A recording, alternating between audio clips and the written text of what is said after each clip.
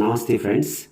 ఈరోజు మనము బంధం అనేటువంటి ఒక మంచి టాపిక్ డిస్కస్ చేయబోతున్నాం. అయితే బంధం బలంగా ఉండాలి. బంధం అనేది మనకు బలంగా ఉంచుకోవాలి. ఈ బంధాన్ని బలంగా ఉంచుకుంటే మనకేంటి లాభం? మెయిన్గా ఆరోగ్యం మంచిగా ఉంటుంది. నెక్స్ట్ ఆనందంగా ఉంటాడు మనిషి, అలాగే ధైర్యంగా ఉంటాడు. ఇంకా చాలా లాభాలు ఉన్నాయి. ఎందుకు అంటే మనిషి మెయిన్గా సంఘజీవి. సంఘజీవి అంటే మనిషి సమాజంలో జీవిస్తున్నాడు. మరి సమాజంలో ఉన్నటువంటి వ్యక్తులు కొంతమంది బెస్ట్ ఉంటారు, కొంతమంది బ్యాడ్గా ఉంటారు. ఇందులో ఈ బెస్ట్ బ్యాడ్ అని ఏం డిసైడ్ చేస్తాయంటే వారి యొక్క పుట్టుక, అంటే జీన్స్ వల్ల కానీ, నెక్స్ట్ వాళ్ళు పెరిగిన పరిసరాల వల్ల. దీనివల్ల అంటే పరిసరాల వల్ల వాళ్ళ యొక్క మంచితనం అలాగే చెడ్డవార అనేది డిసైడ్ అయి ఉంటుంది. కాబట్టి మనము ఎవరితోనైనా సరే ఈ బంధం అనేది బలంగా ఉండాలి అంటే ఏం చేయాలి అంటే మంచి వారితోటి, నీకు నచ్చిన వాళ్ళతోటి కొంచెం ఎక్కువ సమయాన్ని గడుపు. వాళ్ళు నీకు నచ్చలేదనుకో కొంచెం తక్కువ సమయాన్ని గడుపు.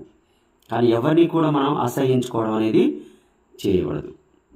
మరి బంధం అంటే రక్త సంబంధమేనా అంటే రక్త సంబంధమే కాదండి. మనకు ఫ్రెండ్స్ వీళ్ళందరూ కూడా ఈ యొక్క బంధం కిందనే వస్తారు. ఒక్కోసారి రక్త సంబంధికులే ఒక వ్యక్తి పతనం కోరవచ్చు, ఫ్రెండ్స్ కాపాడవచ్చు. కానీ ఎక్కువ కనుక చూసినట్లయితే ఈ రక్త సంబంధికులలో మనకు పేరెంట్స్ ఎక్కువగా లివింగ్ గాడ్స్గా చెప్పవచ్చు. వీళ్ళు సాక్రిఫైస్కు సింబల్ అన్నమాట. ఈ యొక్క పేరెంట్స్ని, టీచర్స్ని, అలాగే బుక్స్ని, అలాగే గాడ్స్ని నమ్ముకున్నటువంటి వాళ్ళు, అంటే దైవం, ఈ భక్తి అనేది మనిషిని ఒక సక్రమ మార్గంలో ఖచ్చితంగా ఉంచుతుంది అన్నమాట. బుక్స్ నమ్ముకుంటే తెలుసుగా తల దించుకుంటే తల ఎత్తుకునేలా చేస్తుంది. టీచర్లు మనకు నాలెడ్జ్ ఇచ్చి నిలబెడతారు. అమ్మ నాన్న మనకు జన్మనిచ్చి వారు మన జీవితాన్ని నిలబెడతారు. ఒక వ్యక్తి వీళ్ళని నమ్ముకుంటే కనుక ఖచ్చితంగా సక్సెస్ అవుతాడని చెప్పవచ్చు. కాబట్టి మనకు బంధం అంటే రక్త సంబంధమే కాదండి, మనకు ఫ్రెండ్షిప్ ఇవన్నీ కూడా వస్తుంది. కానీ మనకు అంటే మన వల్ల లాభం లేకున్నా కూడా కాపాడుకునే వాళ్ళంటే వీళ్ళే అని చెప్పవచ్చు. అలాగే మరి ఈ బంధం బలంగా ఉండాలి అంటే, ఈ బంధం బలంగా ఉండాలి అంటే ఏం చేయాలి మనం అంటే, ఉదాహరణకు మనకు ఎకనామిక్స్లో క్షీణోపాంత ప్రయోజన సూత్రం అని ఉంటుంది. ప్రయోజన సూత్రం అని ఉంటుంది ఒకటి. ఈ సూత్రం ప్రకారము మనకు ఏదైనా అధికమైన కొద్దీ అది కావాలనే కోరిక తగ్గుద్ది. ఉదాహరణకి ఎగ్జాంపుల్ చూసినట్లయితే మీకు బిర్యానీ అంటే ఇష్టం. రోజు బిర్యానీ పెట్టిరనుకోండి, ఆ బిర్యానీ అంటే మనకి ఏమొస్తుంది? అసహ్యం పుడుతుంది. అలాగే ఆ బిర్యానీ నీకు ఇష్టం, రేర్గా తింటున్నావు అనుకో, ఆ ఇష్టం పుట్టదు. ఫ్రీక్వెంట్గా తింటే ఆ ఇష్టం వస్తుంది. అలాగే మనకు రిలేషన్స్లో కూడా మనము ఫ్రీక్వెంట్గా పోవద్దు, రేర్గా పోవాలి. మరి ఈ రిలేషన్స్ బలంగా ఉండాలంటే కనుక మనము కంప్లీట్గా అవాయిడ్ చేసినా కూడా ఆ బంధాలు బలహీనం అవుతాయి. కాబట్టి మనము ఫ్రీక్వెంట్గా వద్దు, రేర్గా మాత్రమే వెళ్ళాలి. రేర్గా ఎలా పోవాలి అంటే రేర్గా మాత్రమే మనం వెళ్ళాలి. ఇక అలాగే మనకు ఈ బంధం బలంగా ఉండాలి అనుకోండి, ఏం చేయాలి మనం అంటే కనుక కొంతమంది స్వార్థపరులు ఎక్కువగా ఉంటారు. స్వార్థపరులు అంటే స్వార్థం ఎక్కువగా ఉంటుంది. అయితే వాళ్ళు ఏ పని చేసినా నాకు ఏంటి లాభం అనేటట్టు క్వశ్చన్ వేసుకొని లాభం ఉంటేనే పనిచేస్తారు. మరి ఇలా భావాలు ఉంటే కనుక ఆ బంధం ఏమైందంటే బలహీనం అయిపోద్ది, బంధాలు అనేవి తగ్గిపోతాయి.